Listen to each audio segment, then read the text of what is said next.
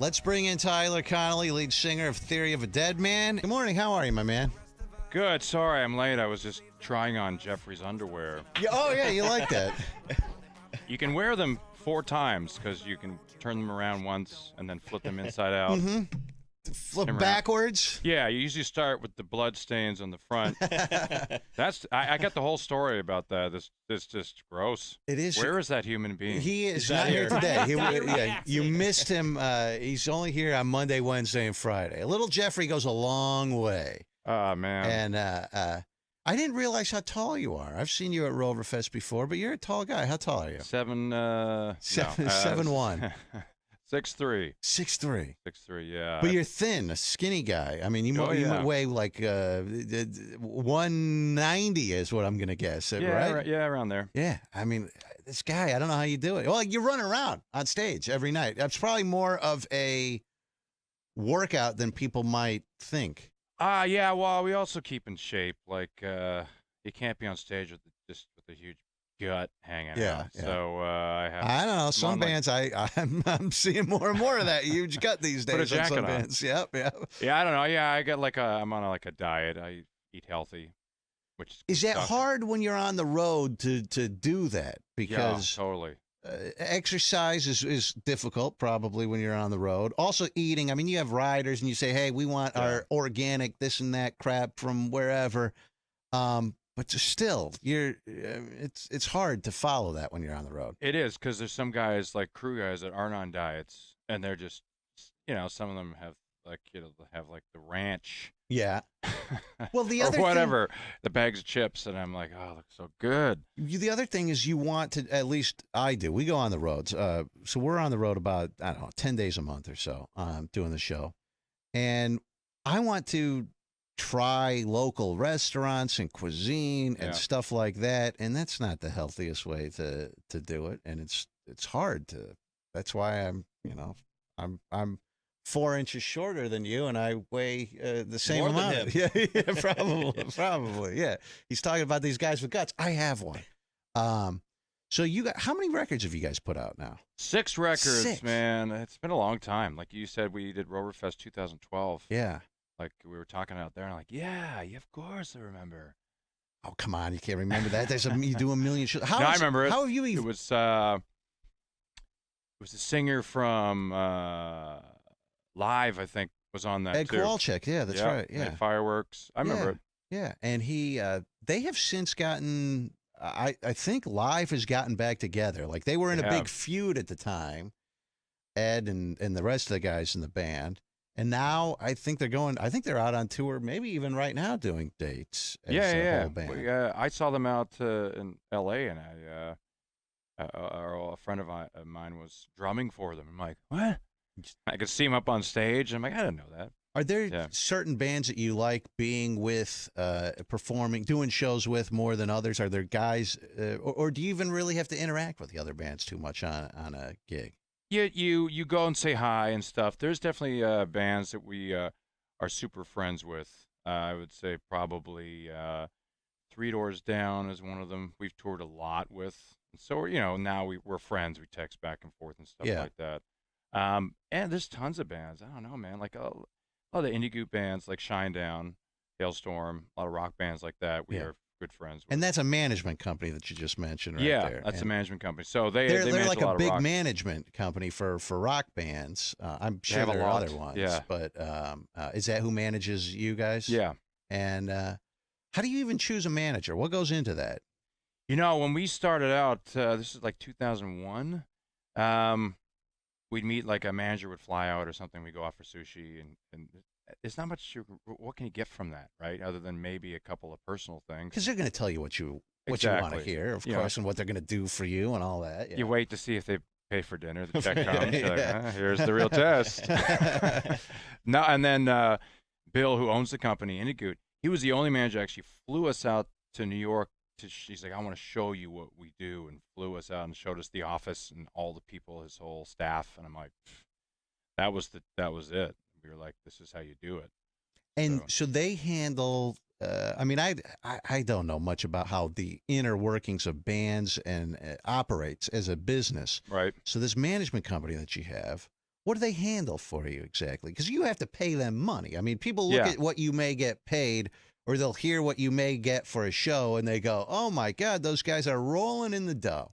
Yeah, well, we But are. you have to pay your obviously. crew, you have to pay your managers, you have to pay. it's a lot. God knows how many people have their hand in that cookie jar. By the time you get it, it's a fraction of what Yeah. you're getting paid. Well, 35% comes off the top of anything we do for all the people we pay. But I mean, it's all deserving, especially our crew. Our crew, like I was thinking the other day, I was thinking about how hard our crew work on the road. They get up at 9 in the morning, load in, and then they don't go back to bed. They work all day setting up, changing guitar strings and stuff. And then after the show, we work like an hour and a half, complain, and then go start. Get all the girls. Those guys are tearing everything down. Yeah, right. And then they strike everything, and then they load up the truck, and then they get to. But you used to have to do that when you guys were first starting out. You were lugging your own stuff around, I'm sure, right? I'm talking way back, like maybe in the 90s when I had my dad's van. Yeah. And it was a pain in the ass, right? It was a pain because you're trying to look cool. You're like, good night. And then you're like, wrapping up your cords. Like, what's up? Nah, where's the crew guys? Yeah. So how has Theory of a Deadman evolved, would you say? You guys did Roverfest in 2012. You put out 6 records. Yeah. How do you think you've evolved over the years? What's changed? Wow, what's changed? Well, the whole industry's changed. I mean, I don't know if it changes the writing style or something, but people get their music so differently. Kids these days, everything's so different. I can't even catch up to the social media thing. I'm like, we actually have some at the management, which is one of the things they do. It puts on our schedule every day when we should do social media stuff. It sounds so lame, but we're getting older, so we just forget.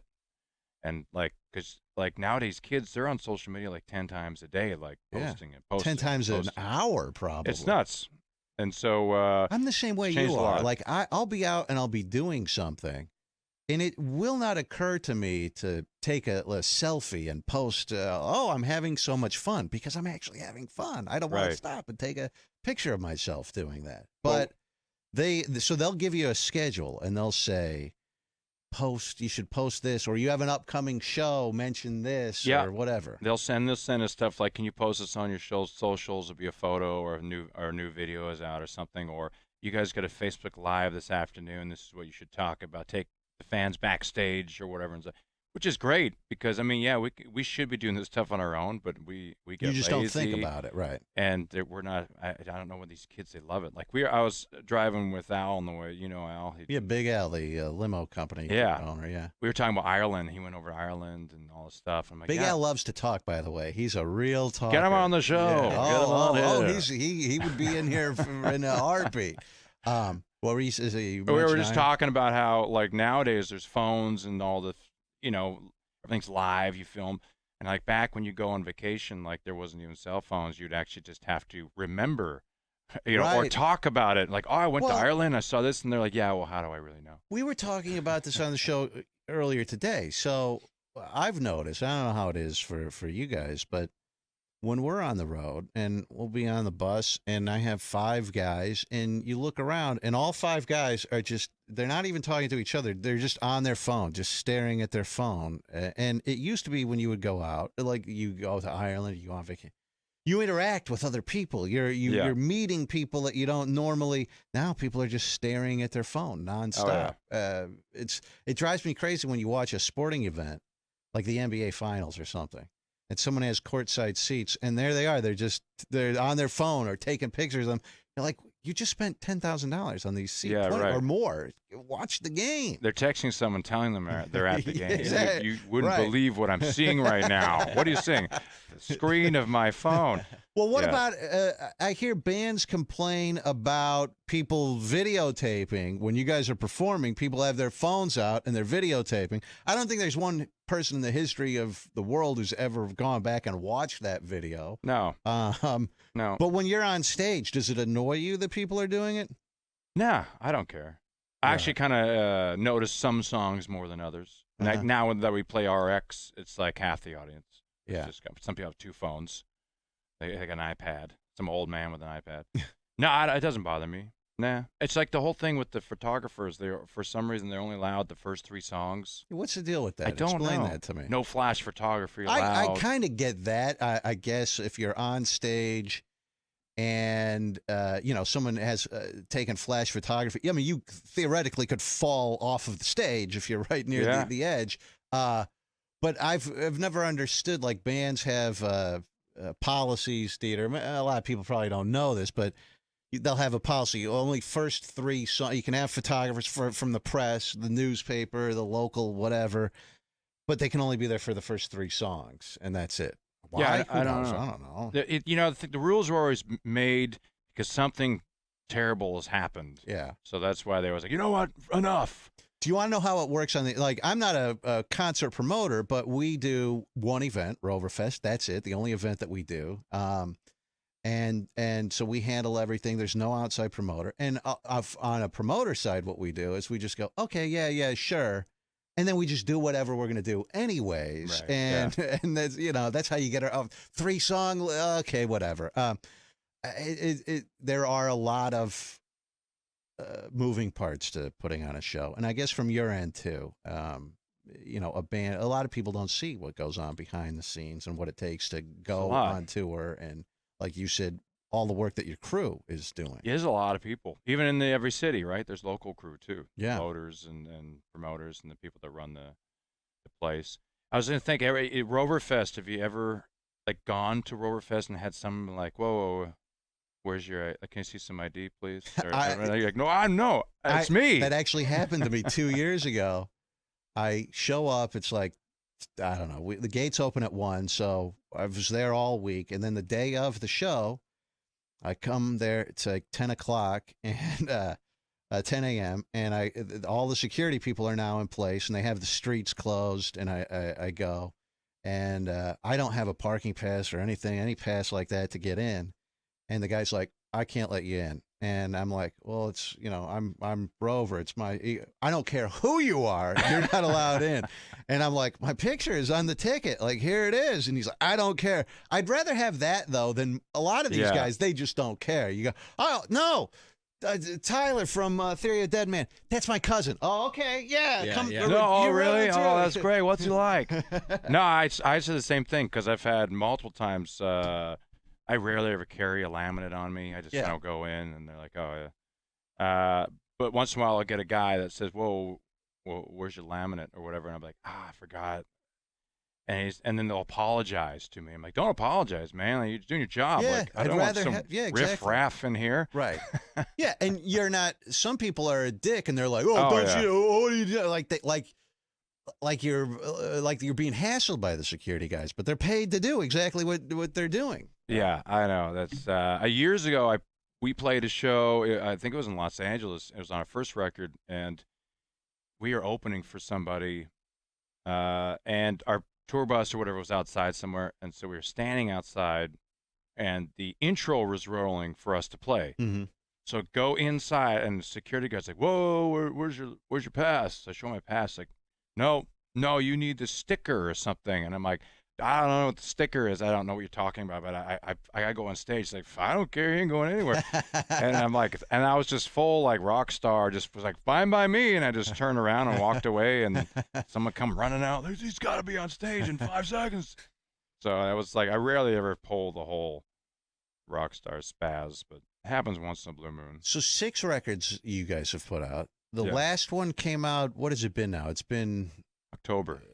So, are you already planning a 7th, or do you take time and you go, I gotta relax and not worry about writing new stuff and getting back into the studio, or is it something that you're always doing and thinking of? No, we are definitely like album tour. Like people always ask, you write on the road? I'm like, no, I write when I go home. So if I have we have some time off after this tour, I'll probably write some stuff. But I've never had a kid, but there's a couple of guys in the bands that have kids, and I think it's the same kind of thing where you have a kid, and then all of a sudden it's like, let's have another one. So I guess it's kind of like that. You get to a certain point, and you're like, yeah, it's time. Let's do it. When you forgot how horrible the first kid was. Yeah. I don't understand, like with women when they have babies, talk about how terrible it is to go through the pregnancy. But then, yeah, they all of a sudden forget. What about making a record? Is it an enjoyable experience, or do you enjoy being on the road more, performing live? It's totally different. It's like they don't. It's like the two don't exist together. It's like two different universes of thought. The touring is just fun. There's nothing to it. There's no stress of having to. Oh man, we better do good. Maybe when there's like the label comes out, it's like watching. But when you make a record, it's like all on the line. Especially this last record, which we did over in London, which is the record sounds completely different than the last one. We lost some sleep. Some of us in the band were just pacing back and forth the whole time in the studio, second guessing everything. So yeah, it's a lot of stress, but when it's all done, I guess it would be very similar to having a kid, where it's just like you're so happy, you're so proud of it when it's all over. Why do the record in London? Just to do something different, get out of your comfort zone? No, it was the producer. We used a different producer this time, Martin Tereffi. He's done a ton of massive stuff. He did all of that Hey Soul Sister record. He's done a bunch of big stuff. But he said he's got to do it over in London, and we were kind of like, "Can you come over here? Can you fly out to LA?" He's like, "No." So how long do you stay out there in London in order to do a record? It was 7 weeks. So we lived. They first were wanting to put us in hotel rooms. I said, "No, I'll jump out the window." And it was my idea. I said, "Let's just Airbnb a couple like houses." Like, wow. And they're like, "What a great idea." So me and the guitar player stayed in one, and the other two guys stayed in another flat, they called them. It was awesome. So we just had our own place. So we just grocery shop and just lived there for 7 weeks. It was Now, way what better. is, by the way, the Theory of a Deadman is at House of Blues tonight. LiveNation.com for tickets. Tyler Connoly is here with us. So when you go and you decide that you have a producer, this is another question I ask bands, and I swear to God, I still don't even understand the answer that they give me. So you're working with a producer. You worked with a producer on this record. I've always asked them, I go, what is this producer actually doing? Because they'll talk like, oh, this guy's a great producer. He's done this record and that song Right. and blah, blah, blah, blah, blah. But my question is, what do they do? I mean, you've written the song, you have the lyrics, you have the music. Right. What are they doing in the studio that is a valuable resource to you? How are they helping you exactly? Well, you don't need a producer. You could the band could record a song themselves and then release it. But the producer they hire him to tend to make everything a lot better, because we as musicians or songwriters always tend to have like blinders on, and we don't see all these amazing ideas that you need some third party to come and go, what if you did this instead? And you're Like, give me an example in like simpleton terms, because I'm not a musician. I don't know anything technical about music. So give me an example of something, a time that you've been in the studio, you're working with a producer, and they say, Tyler, why don't you try this or do that? Like, Right. what do I hear different in the end product than what you guys had? It could be anything. It could be anything to do with like a guitar. He could say, let's try this sound instead. Let's try not putting guitar here. What if we do it an octave up? Why don't we do it just I don't know. It's just in anything. Even with vocals, he could say, let's do a big gang vocal here instead, or let's try a different harmony or no harmony, or sing this a lot heavier, scream this part, or why don't you do this? Yeah, like rarely do people do producers like get me to change lyrics. Mhm. Usually that's just like A personal thing. it's a personal thing. If it's really terrible, maybe they'd be like, "Are you sure you want to say that? That really sucks, right? Am I the only one?" But no, usually it's like, "Hey, you want to say that? It's up to you." But everything of the performance, what was great with Martin was that I don't know if that's how they do stuff in London, but it kind of went back to how bands should really record. They don't do that anymore. Now they have computers and Pro Tools, and everything is so punched in, cut and pasted, fixed, and snapped to the grid, they call it. Where when he re-recorded, everything was just done. He'd push record, and all four of us would just perform the song together. And we weren't allowed to do any pre-production. We weren't allowed to practice the song. He just pushed record, and he's like, "Okay, go." And we would just play the song. And then he would go, "Okay, let's do it again. Why don't we try this here and here?" And he'd change a couple things. And then you just keep doing that until it's like, okay, we got it. Mhm. And then there'd be no, okay, so do I have to replay my guitar? And they're like, no, you're done. Mhm. It's done. Where now it's like you get bands that go in the studio. It's like they do that and then they delete the guitar and you redo the Redo guitar, that, and redo the it bass. it almost is too sanitized or Yeah. too I don't know what the Yeah. word is or whatever, but it's taken out the rawness, almost like the rock from rock, essentially. Yeah. Takes that out And of you it. think about like back in the day, they didn't have this ability. Even like the Beatles, some of them they record on 4-track. They didn't have the ability to keep punching in, and they could punch in, but they probably wouldn't. They'd probably just do a take around 1 or 2 microphones until they got it. And we loved that. We really had to like be able to play our own songs, not Yeah. just be like, well, we'll fix it later. Yeah. Oh, your bass player or whoever is way behind. We'll just move it Move in it up, Pro yeah. Tools. No, it was all just like, that's it. You're done. Yeah. So it's cool. Theory of a Deadman tonight at House of Blues. Tyler is here with us. Now, when I think of first of all, before I even get into that, Doogie came in and she told me, she said, yeah, Theory of a Deadman changed their name to Theory. And I go, no, they didn't, you idiot. That's what people call it call 'em for short, an abbreviation. And I go, you're such an idiot. And then my audio guy idiot. pulls me up an interview, and the guy goes, so you changed your name from Theory of a Deadman to Theory. And I didn't answer. I didn't listen to the answer, but I go, that son of a bitch. They changed the name. Who changes the name of the band? Change it back, Tyler. Yeah, you got to change it back now. Change it back. Change your Change name it back. I should change right it now. back. On the show. What? Talk to First the of all, guys. is that true? Is it? Yeah. Is it just changed to Theory now, not Theory of a Deadman? We're Prince. It's a symbol. Uh-huh. And they just go around. No. Yeah. We'll always be Theory of a Deadman. It's what we're trying to do is we're trying to shorten it because, to be honest, a couple of reasons is people can't remember a freaking name of our band.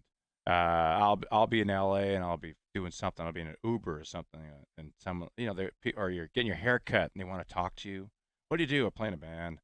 Usually I lie now. Me and the guitar player Dave, we just make stuff up. Yeah. I say I'm in the FBI or something.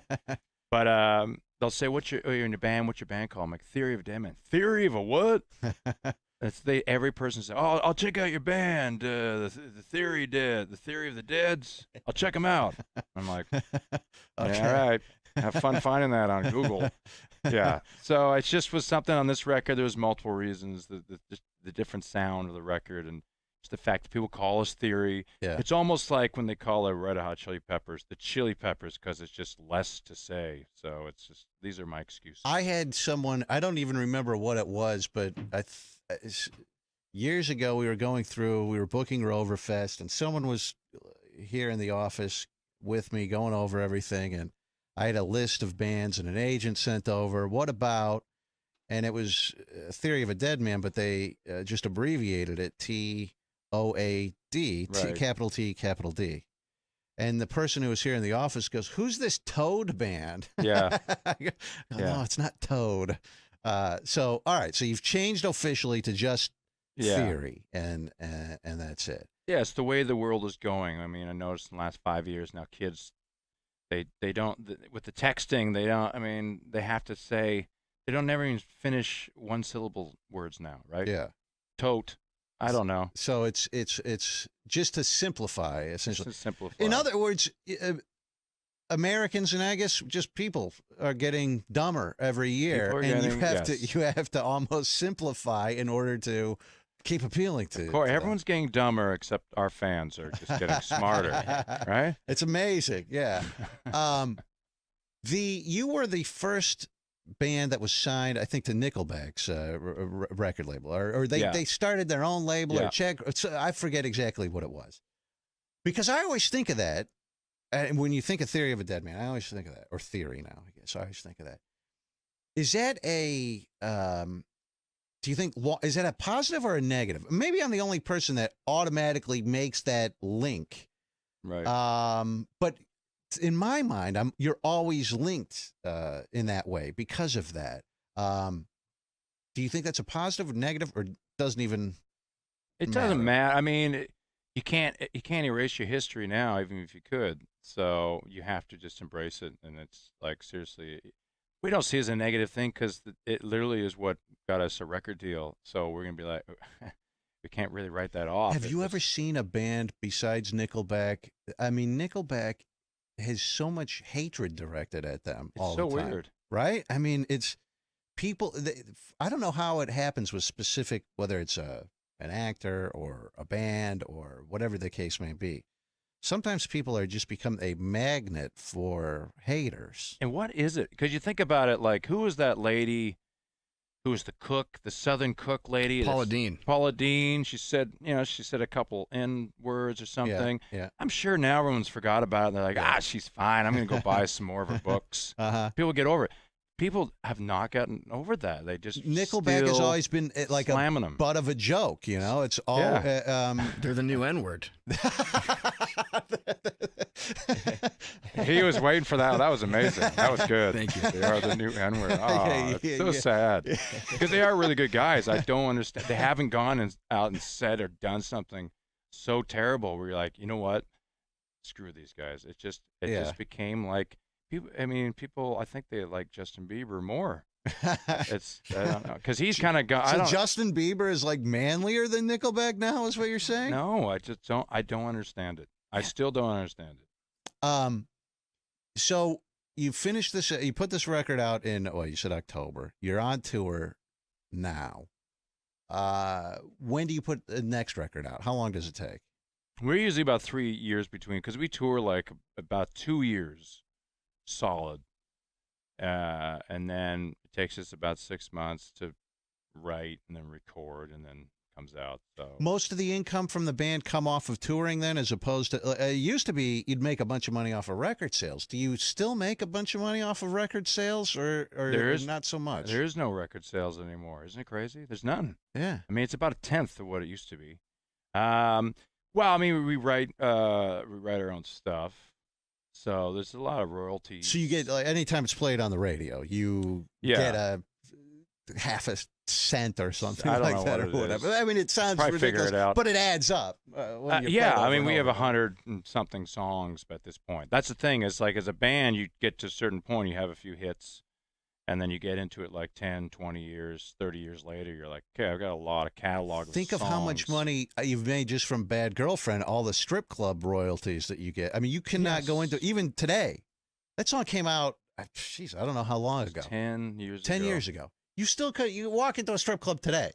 There's probably a strip club right now playing that song somewhere in the world. Yep. Like, they're just constantly. There's some strip club in Cleveland right now.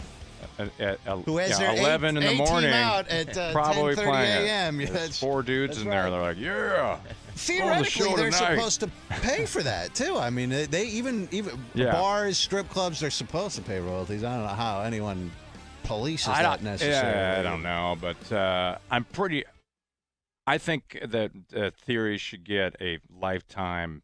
We should be able to go in any strip club. Any strip club, anywhere, right? Yeah. Yeah. You just tell them, hey, I'm with Theory of the Dead. Who? Yeah. What are you guys with? Theory of a Deadman. Theory of the what?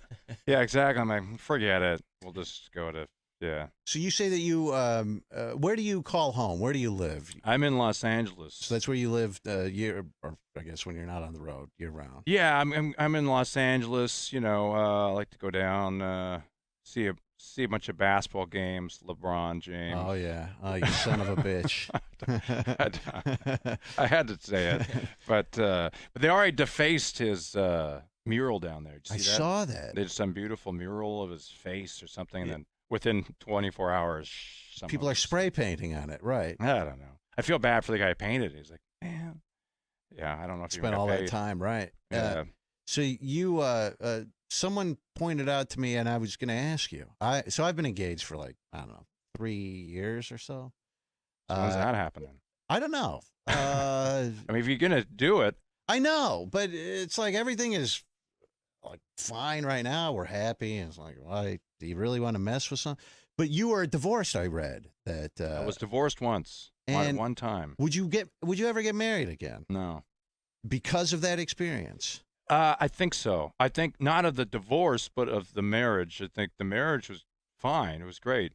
It's just that like our bass player has been with the same girl for 20 years. They have 2 girls, and they're not married, Mm-hmm. and they're happy. And it's kind of like one of those things like, do you need to get what's with the whole? Because marriage was built from a religious thing, and then it became more of a family thing. Well, I gotta get married before my grandmother dies. Mm-hmm. She's gotta see me walk down the aisle and all this stuff. And then it's like, well, all these things have nothing to do with you. They have to do with other people.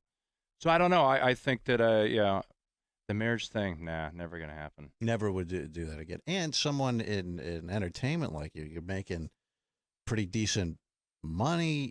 You have to give up. I make whatever, $45 an hour. All right.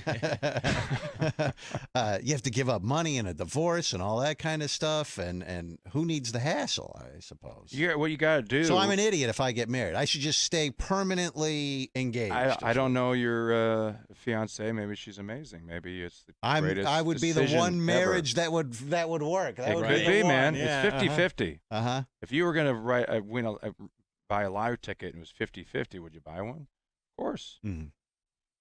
Well, but if you lose, you have to give up half of your stuff. No one would play the lotto. That's a great question to ask on your show. Yeah, it's interesting. So no plans to ever get married. You Nah, you don't have man. kids. You said no kids. No kids. I just No I don't know. desire. No, not really. You know what? I think about it a little bit as I get older. I'm like, how many years do I have left? Do I want to be like 70 and have like a 10-year-old kid? Right. I don't know. But for guys, it's easier but if I date women now, I can't date a woman that's like 26. I couldn't do it. Too young. Yeah. But then of course, so I would date a woman that's a little bit older. But then of course she's like Gross. She's of course gross. How old is she? She's 27. That's disgusting. Oh, what is wrong with you? Oh, is that a fetish? 27. Well, I don't want to stereotype because I'm in huge trouble here, but as women get older, they tend to want to gravitate towards they have a clock. Settling down, They have a and clock. kids, and right. So if you date a woman that's 38 years old, she might be amazing, but she also might be thinking, if I want to have kids, Right. like I got 2 years left. Right. And that's like a legit thing too. As some doctors will tell you, like as a woman gets to a certain age, it becomes exponentially more dangerous or something. Now, I didn't read what I because I just skimmed through all of the prep, but you got in trouble for something with women. They were saying you were. Oh yeah. I don't know what it was. Yeah, Was it lyrics and misogynistic. Yeah, for what? yeah. What did you do? What was so horrible? I think it was the song "Bitch Came Back." I think. Yeah, there was some women's group that was very upset. I think they came to one of our shows. And or would they? protested. The meaning of the song, is there like a? I mean, did they understand? Did they misinterpret what you were getting No, I at? mean the song was it was kind of gross. I just gotten divorced, so I was not doing very well. I mean the lyrics start, I like you so much better when you're down on your knees. It's terrible. So I mean, and it's sad because I am not that kind of guy. I'm not a womanizer. At all. But yeah, the song is definitely can be taken how you want it. But yeah, it was kind of gross. So they gave you grief over this. Yeah. Yeah. What did you do? Did you have to apologize? No. Or you don't do anything. You say, I'm a rock star. Screw you. I can't apologize because I intentionally wrote it and recorded it. So you and wrote sang this it. when you were right after the divorce, or you're going through the divorce? Yeah. So it It's was almost a very angry record. people may break up with their girlfriend or their wife or whatever and say and do things that they may, you look back 10 years Right. later and you go, well, that was dumb. But you have that memorialized forever. You know what I mean? Like it's there. I'm allowed to be unapologetic. Is that what you're saying? No, I I'm just I can saying. be. I'm saying that most people you Yeah, you forget can, your yeah. past things that you've done, but I can't. no, because it's there on a song and yeah. a record, and people can point that out later in an interview, for instance, or something like that. Yes. But so you didn't get into any. Do you ever worry about this whole hashtag MeToo stuff? I mean, you're a guy who's been in the business for a long time.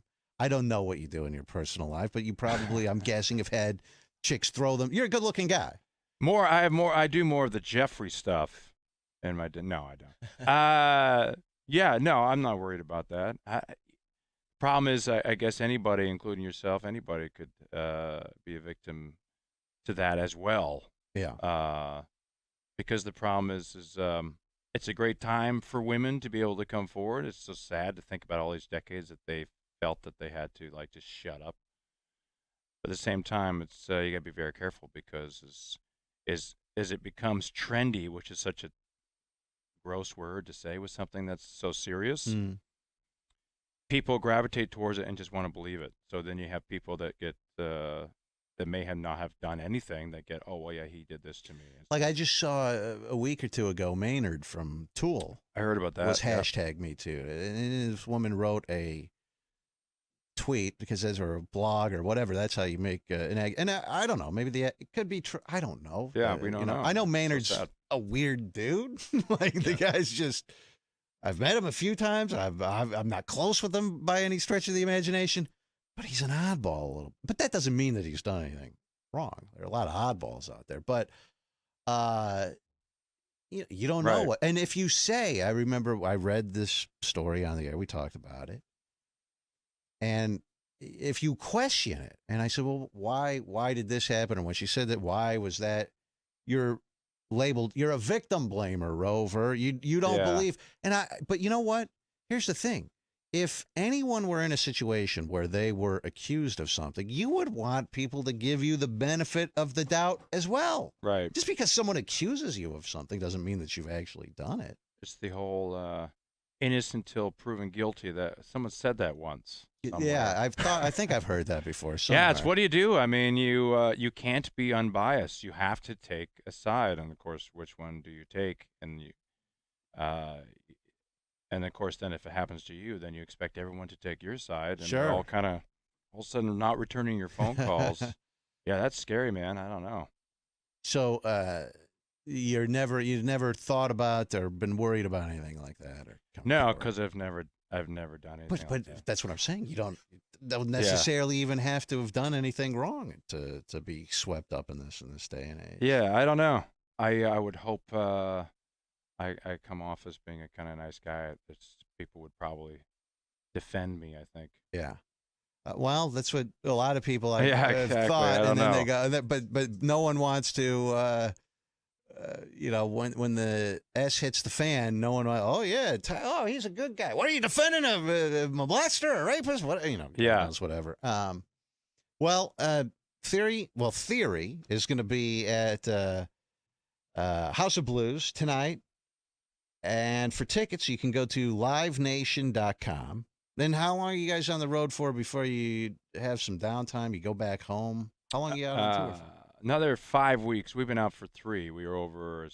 We were a bunch of other countries, and then our guitar player's having a kid. So you got to get back. He's got to get back for that. Take some time off. The tour ends 5 days before the baby's coming out. So that's cutting it a little bit close. Cutting it close, but hey, man, that's rock and roll. What do you do if the guy, like, if she goes into labor, and let's say she goes into 2 weeks early or whatever, and you have 5 more dates left to do or something like that. That's a lot of money that's a lot of money that's on the line. Does he leave? Could you have someone fill in? What do you do in a situation? He can FaceTime. Yeah. Okay. All right. So you put up an iPad on the stage. We have video wall now. Uh-huh. So if it's happening while we're on stage, I'll tell him to FaceTime full. What do you do? What would you guys do? No, you'd have to go. We would either have to cancel shows or he's already brought it up. He says maybe I'll have to bring in teach someone how to play some songs. That's a really dangerous thing to do. It's so dangerous. Because what if you guys really like the guy that comes in to replace him? That's like a TV show host or something. They let the guest host, and then the guest host gets picked up. That's a dangerous thing to let someone fill in for you, I think. Yeah, he's all good. He doesn't care. I mean, he married a doctor. Yeah. That's what you got. That's the way to do it? Yeah. Oh. That's the way to do it. Well, I haven't tied the knot yet, so I still have time, I guess, to find someone else. Or, she could become a doctor. Have you ever you know what I just saw? someone sent me a video. I don't know why. Just a fan sent me a video of bands that have let fans come up on stage and play a song. Oh yeah. And some of these guys were actually pretty good. I guess I can play that on guitar or whatever, and they'll just bring them up on stage, let them play. Have you ever done that? No. But I'd be into that 100%. That'd be fun. Someone could, you might be surprised by it. It'd be great if someone came up and just like sang the song, probably sing it better. That'd be great. Like, yeah, if you want the job. So what do you do the rest of the day now? You go back, you take a nap, Yeah, naps. There's scheduled naps. There's scheduled social media, scheduled right, naps. your management sends you, okay, send out Scheduled a tweet, snacks. take a nap.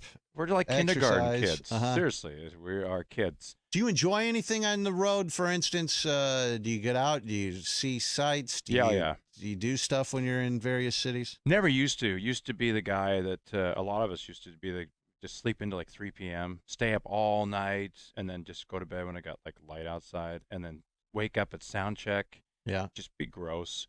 Now it's like the opposite. Now it's like me and Dean, the bass player, we usually get up early, go out and see stuff. But in the States, not as much because we've played every single place. A million times. So today we've got, I think, a conference call or something coming up. But I got to get my hair cut. Yeah. That's pretty exciting. Pretty special there. Probably Rockstar. live stream that. I think I have to live stream that. Your management company says to do that. But yeah, usually we get out and do stuff. Like we golfed yesterday. Yeah. So you a good golfer? I'm getting pretty good. Yesterday, if you watched me, you would have been like, "Wow, that guy has never golfed before." But that's golf. It is amazing how in golf you can go out one day and you'd be like a pro, Dieter. It's incredible. And then the next time you go and you get like big balls after that, you're like, oh, I could do this, and you suck so bad. Yeah. And it's always when you're with someone, Your boss. Yes, Oh, yeah. exactly right. Yeah, that's why I never talk trash. That's why I never ever tell people, "Oh yeah, you're pretty good golfer. Oh yeah, I can crush the ball." Man. First time you just 300 tell me, drive, yeah, 300 this is yards. the first time I Watch played. this. Yeah. And then it's like, you suck. Yeah. All right, go see Theory of a Deadman, whatever they want to be called. See both. You have Buy to 2 call them that. tickets. Yeah. Tickets at livenation.com. They're at House of Blues tonight. Tyler, thank you for coming in. Thanks for having me, man. You have fun on the road, the rest of the shows that you have to do, and I appreciate you coming in. Let me take a quick break. We'll be right back. We will wrap everything up right after this on Rover's Morning Glory. Hang on.